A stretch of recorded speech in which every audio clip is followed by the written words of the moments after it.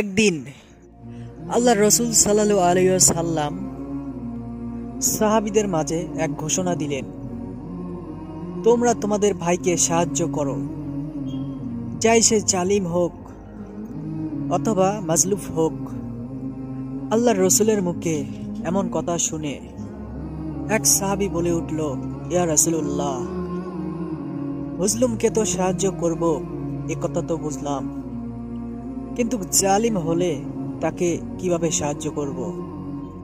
রসুল আকরাম সাল্লাল্লাহু আলাইহি ওয়াসাল্লাম জবাবে বললেন, তোমরা জালিমকে তার জুলুম করা থেকে বিরত রাখবে বা বিরত থাকবে, জালিমকে অত্যাচার করা থেকে বিরত রাখবে, আর এটাই হলো জালিমকে সাহায্য করার শামিল। সুবহান আল্লাহ। আশা করি আমাদের ভিডিওটি কেমন লাগলো তা কমেন্টে জানাবেন এবং আলোর পথ ইসলামিক চ্যানেল সাবস্ক্রাইব করে সাথে থাকবেন। ভিডিওটি একটি শেয়ার করবেন, অবশ্যই একটি লাইক করবেন। আজকের মতন এখানে শেষ করছি। আল্লাহ হাফেজ।